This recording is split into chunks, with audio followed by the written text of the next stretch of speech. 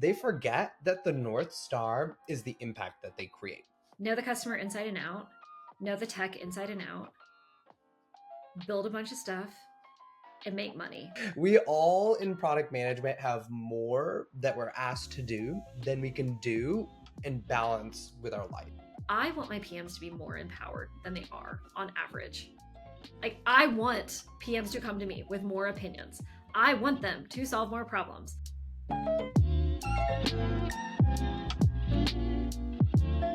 Hi everyone and welcome. I am so excited to be here chatting with Aakash Gupta and Claire Vo. Aakash is the creator of the Product Growth newsletter and has had a great career going from PM all the way to VP of Product. And Claire Vo is the founder and creator of ChatPRD and is a 3-time CPO and is currently the Chief Product and Technology Officer at Launch Darkly. Thank you both for being here. I'm so excited to chat with you and learn a little bit from you about, what product managers should know from a leadership perspective. So the first thing I'd love to just know from both of you is what, in your opinion, makes for a really strong product manager? Okay, so I think that I'm going to assume that you're a product manager right now. And if you're a product manager, you've gotten the job, you obviously have some product sense, you have some technical sense, you have some business sense. I have tried to bucket, like, these are the three most common failure patterns that PMs on my team have had that either led to them needing to be exited, them getting unpipped, them not getting, the raises that they want or the promotions that they want. So the first thing, and I see this really, really commonly, is that they forget that the North Star is the impact that they create. So they become interested in, maybe pleasing me and doing what I am saying, but I'm not always there with you all the time as your manager to understand, like, what are the newest insights. Maybe I did suggest some problem to work on, but after customer discovery, you learn that that's not the most important problem. As a PM, it doesn't even matter if you're an RPM. You should think of it as your responsibility to surface those insights to your leadership that, hey, we've learned that that's not the right thing to work on. In order to have the most impact, here is what is. And I love this statistic that Ed Biden has been promoting, which is that a product team takes almost $1 million a year to run. If you think about engineers, PMs, the salaries. So if you're not generating $1 million of bottom line, what are you doing? You're not ROI positive for the company. So that's failure mode 1, is like some reason getting distracted by impact. Failure mode 2 is you're so good at impact, but you're not good at working with a team. Either your designer thinks that you're dictating solutions to them and you're wireframing everything. Maybe your engineers feel like they're not being brought into the problem discovery and they're just being said, like, here is the right problem, I'm pulling the I'm a PM card. Or maybe sales is feeling like you're not listening to what they need to win big deals. I've had actually all three of those as reasons that people on my teams haven't gotten promoted. And then the final one, this one's a little bit more nuanced, but it's when you don't have that attention and pride to detail. So you send me a PRD and I immediately can find 5 mistakes in it. You have a product review and it's clear that you haven't been deep enough into the problem space. And within 5 minutes, my colleague VP of product is like, is this the right PM for our org? And he's sending me a Slack one-on-one. So that attention to detail and thinking about, I have my work products, I have my PRDs, I have my product reviews, and my feature result write-ups, I think, as the 3 most important ones that are almost universal for all PMs. How do you raise the bar? It's not just the bar that you see of other PMs at your company. It's how do you raise it? And that's how I'd always have that standard for yourself, is like, this is the bar I'm seeing. Let's say it's a 90 out of 100. Everything I submit should be a 92 out of 100. I maybe have slightly different ways I think about successful PMs. Maybe it's like very simple. Know the customer inside and out, know the tech inside and out, build a bunch of stuff, and make money. Like, those are the things to me that have made the most excellent PMs, which is like, know exactly what customers are, can tell you this customer needs this because of this, and we haven't built that because this part of the market is thinking about it this way. Knows the tech so that it can the person can accelerate velocity, actually builds things. There are so many PMs that you look back 6 months and you're like, well, what actually shipped. Like, what did we get? We did a lot of talking, we did a lot of research, we have a lot of design, we have lots of fits and starts. Like, what is out in the market? And then, I mean, at the be all end all, and I was saying this at the director level, like, you do all that great. And if there are not bottom line impact, then none of it matters and we're wasting our time. And so I do think those four fundamentals are what make really successful PMs. And if you're not doing all four of those, you're not going to be in the top tier for me. And often a lot of PMs are not doing all four of those. They're doing two. Got it. And this is kind of a related question, but are there certain things where you feel like product managers can get tripped up?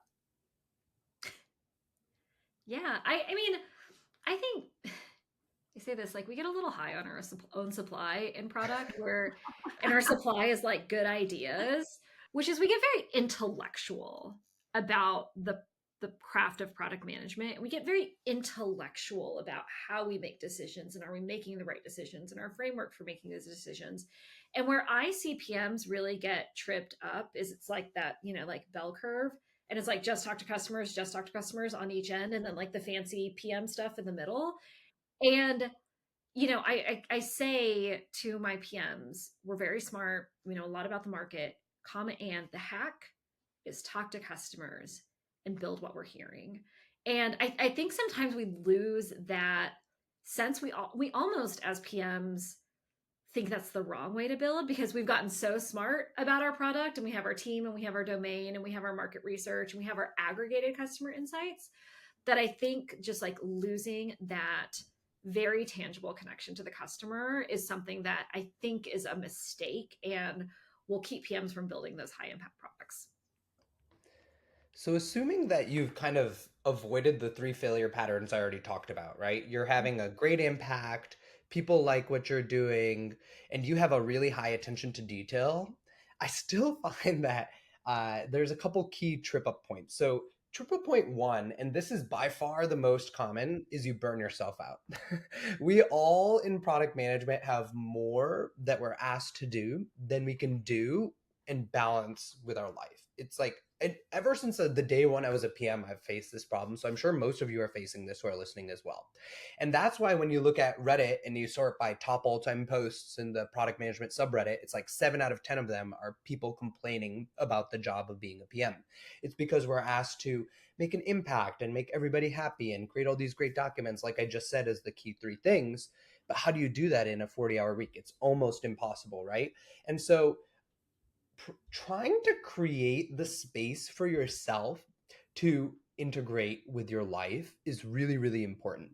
So a lot of what I personally had as a model for me was like, I always knew in the first year of a job, I may have to work 60 hours a week. I'm ramping up on the culture, the company culture. I'm building my sweat equity.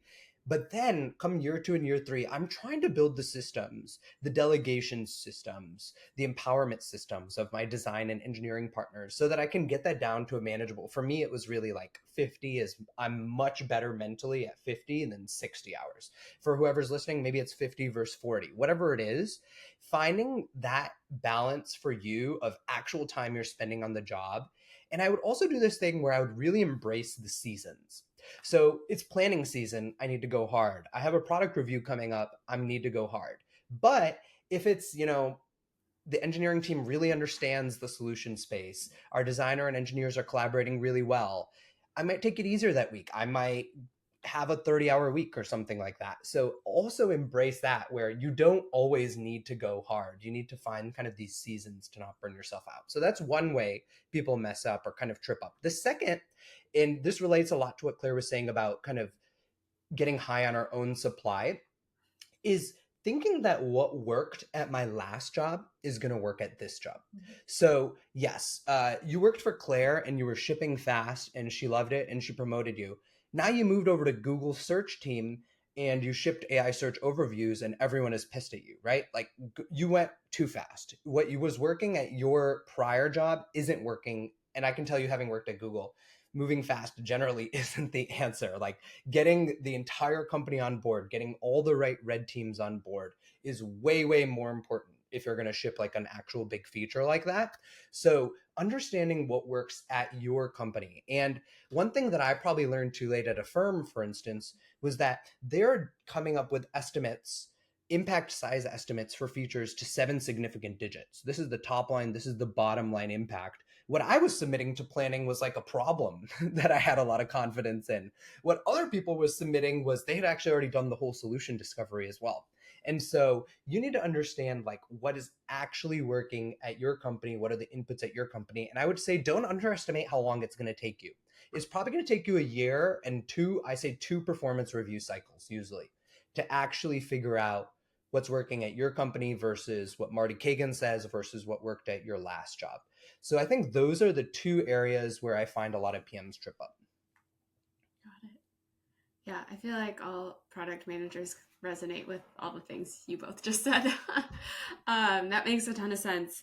I'd love to hear, as product managers, we're supposed to feel empowered, but a lot of times we don't feel empowered. Maybe we don't feel empowered to make strategic decisions or don't feel like we can push back on a direction. What advice would you have for those product managers who maybe don't feel very empowered in their roles? Yeah, this is really interesting because I do feel like there is benefit to both bottoms up and top down culture in product. And I don't think that full end to end at the very like tail end of the leaf nodes, quote unquote empowerment as it's positioned in some of these books functionally works in some businesses. Like it just functionally does not work. It is very hard, and I think it becomes even harder in a remote context for everyone to have the shared context to move in the same direction. So I do think that having leadership that has a strong point of view of what the outcomes need to be and the sort of like cone of certainty about where those problem spaces are, that's very freeing and accelerating as a product manager.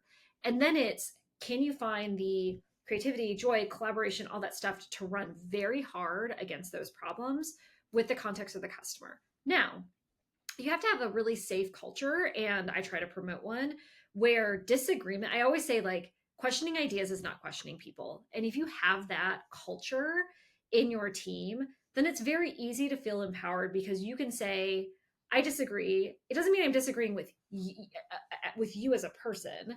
I'm disagreeing with the strategy, and you can have sort of a good faith debate about those things. But I would say I just think product management, it's really fascinating to me to hear that product managers don't feel empowered because more often than not, as a product leader, and maybe this doesn't come through in every leader, and maybe it's just miscommunication through the very delicate lines of body language and language sort of telephone.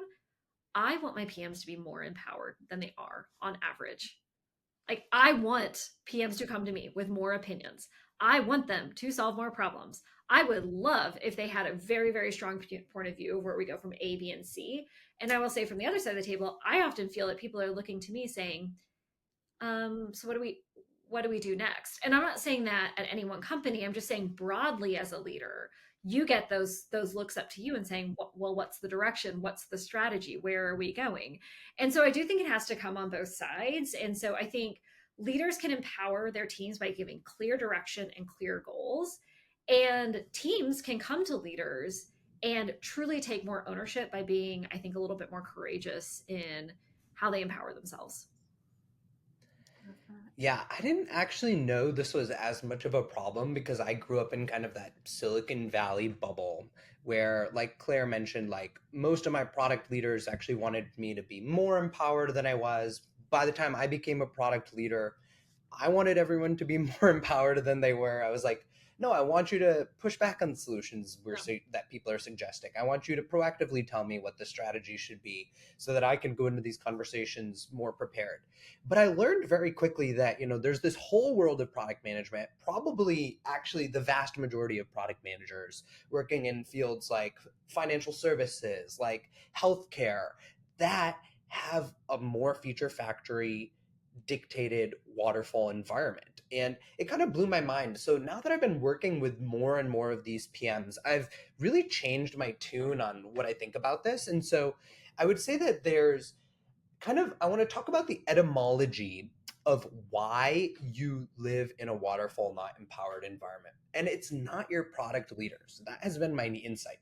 Your directors of product, your VPs of product, they have heard the product best practices. Like Marty Kagan's book was published in 2008, right? They've been in the field, working on the field. They know that you should be more empowered. It's actually not them that's causing you not to be empowered. It's literally everybody else at the company. It's the marketing, it's the sales, it's the field reps. Every one of those people, all of the other companies that they've worked at in that sector have this very waterfall driven, non empowered environment where marketing is closest to the customer, so marketing clearly knows it, so they're dictating 60% of the roadmap, and then sales is closing deals, so they're dictating 20%, and PMs are just left with 20% of little bit of wiggle room, and they're like, no, I really want to control my whole roadmap. I don't want it all given to me and dictated to me. And then on top of that, VPs of product at these companies are often measured on like very key metrics. And so if they suddenly see a PM that might be missing their metrics, they get a little bit frazzled and they just hand the solution to that PM. They're like, no, no, no, you're wrong on the problem. You're wrong on the solution. This is what we need to do. I talk to a lot of execs. I have a lot of company context. Listen to me. So I wanted to include all that etymology to say that your problem is typically either a credibility problem with your leaders or an ability to manage other stakeholders for your leaders. So a credibility problem with your leaders is you're not doing enough customer research or leading with customer research and data to tell them that these are the things we should be working on in your back and forth discussions with them. And so they hand them to you. Or with other stakeholders and leaders, it's you're not proactively going out to the CEO or the VP of marketing or whoever is exerting that pressure on your manager to get feedback. So like some of the best PMs now I've learned in these environments, they will just go to their manager's peer and in their roadmap planning process, they'll have a conversation, they'll develop a relationship, they'll send them a Slack message about here's my current roadmap, what do you think? And so they're proactively managing the people that are causing the empowerment breakdown. And so that's what I think is kind of the key takeaway for people is realize what's causing the breakdown in empowerment. It's almost never the product leaders, and then go solve that problem. Yeah, I mean, I think I'll say one other thing, which is I think we've done product managers a disservice by creating this narrative that 24 hours a day, you're going to feel capital E empowered and you're going to have this magic experience as the CEO of a product. Like, you're 25, you're not the CEO of the product. You're like, you're just not. You are just not.